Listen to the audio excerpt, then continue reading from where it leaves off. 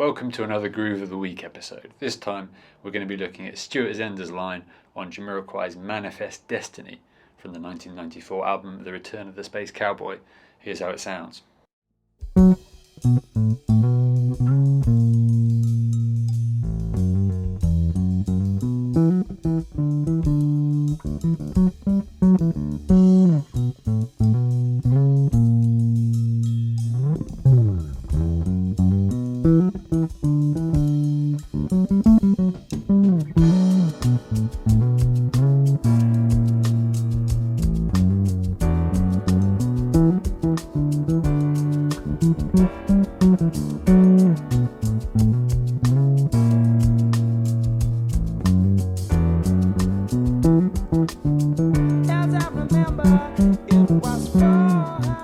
So my reason for choosing Manifest Destiny for this edition of Groove of the Week is, apart from the fact that Stuart Zender's playing on the first two Jamiroquai albums had a massive influence on me as a teenage bass player, is the fact that it's one of those rare occasions where we as bass players get called to present a melody in the upper register of the instrument without it being a sort of bass solo context. And what we'll find out is playing up in this area of the fretboard has quite a lot of different requirements compared to quote-unquote regular bass playing. Not that regular bass playing is any way inferior, it's the most important thing that we do. But if you get called to do this sort of thing, you don't want to be that guy or girl that has not done their homework and doesn't know how to sort of sculpt and craft their notes up the dusty end of the fingerboard, because it feels quite different to playing down in the lower registers. Aside from the melodic content of the line, which is great, the harmony is also really interesting. Now obviously Jamiroquai have taken a bunch of influences from early sort of jazz and jazz funk things like Stevie Wonder, Lonnie Liston Smith, Headhunters, loads of things like that. And it's no surprise, therefore, that the harmony of this tune is quite interesting. So we're going to break down the melody and the chords bar by bar. So the first chord of the tune is B minor 7, and over that chord we're playing this phrase. So we're starting on the 5th, the F sharp, dropping down to the root, to the flat 7, hammer on back into the root note, a little bit of vibrato, not too much, keep it subtle, and then finishing up with a slide from the B into the 9th, the C sharp. We then land on A sharp, the root note of the next chord, which happens to be A sharp diminished 7. Nice little workout for your left hand there. Diminished 7th chords, symmetrical structures, just a stack of minor thirds really. Now, the reason why this chord is here and the reason why it works is it's really a substitution for the 5 chord in the key of B minor, which would be F sharp 7, F sharp dominant. And this is a really common harmonic substitution. What we're doing, if we think about the notes of an A sharp diminished arpeggio in the context of F sharp 7, what we get the major third, we get the 5th, the flat 7, flat 9, and then major third again. So, really common harmonic device, we're implying F sharp 7 with a flat 9, a little bit more tension, therefore a little bit more interesting than just a straight up F sharp 7 chord. So, over that chord we're basically just playing the root note before pulling off to an open A string and then hammering on and pulling off from F sharp to G. So 1, 2, 3. That leads us into our next chord. Now the keyboard at this point is playing a voicing that's kind of B minor 7 in the right hand, but just with an E in the bass. B minor 7 over E. If you were to think about that chord fully written out, that becomes E minor 11, albeit without the third, but the bass plays the minor third, the G, in the line anyway. So here's what we play.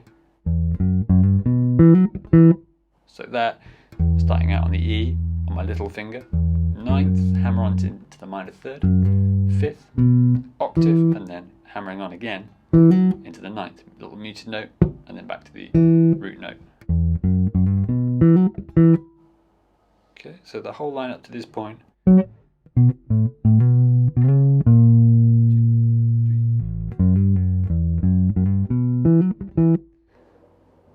And then I'm landing on my little finger on a D, back to E,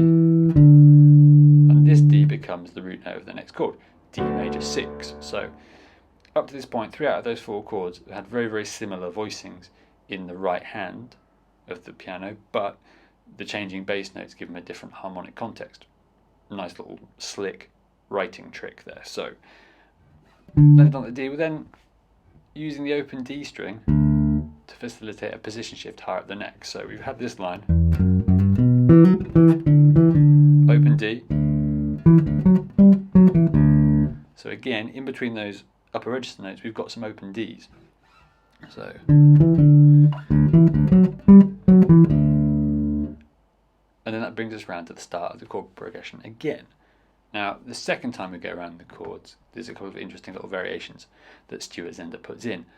The first one that really grabbed my ear is what happens over the A sharp diminished chord. So we had this starting line again.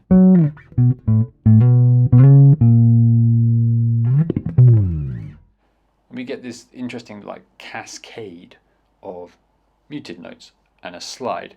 Now, this is a really common bass trick. I first heard a similar idea when I was about 15, probably, on the Incubus song Summer Romance, as played by Dirk Lance. And I spent a long time, hours and hours probably, trying to figure out what he was up to and trying to copy it as exactly as possible. Now, these sorts of things are very, very personal.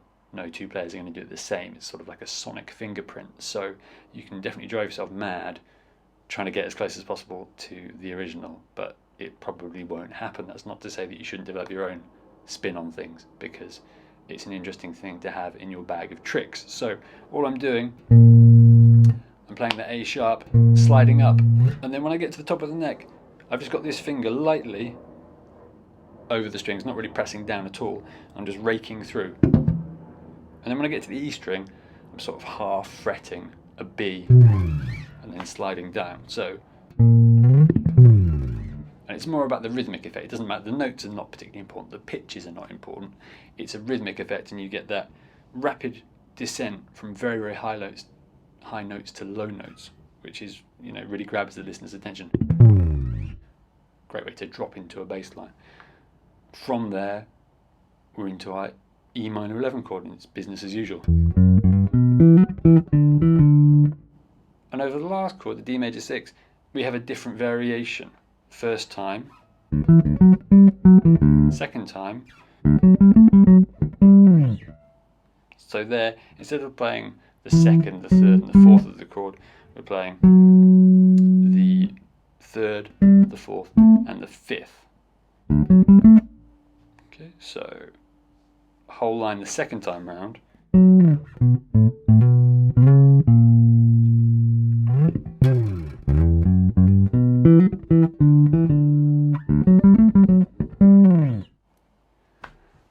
So I've played the whole thing just with some wonderful MIDI keyboard as backing without the track. You can really hear how the bass line interacts with the harmony.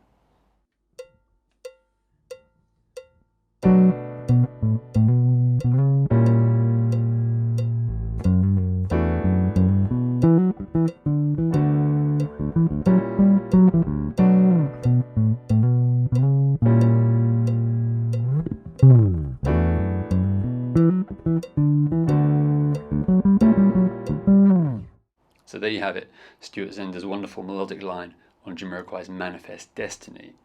For the full notation for this and over 50 other Groove of the Week episodes and 200 full note-for-note bass transcriptions of players like Anthony Jackson, Jaco Pastorius, Joe Dart and Michel Ndegeocello, click the link below to head to freebasstranscriptions.com. If you've got a favourite bass groove that you think deserves wider attention, then why not let me know about it by leaving a comment below the video. Who knows, it might even make it into a future Groove of the Week episode.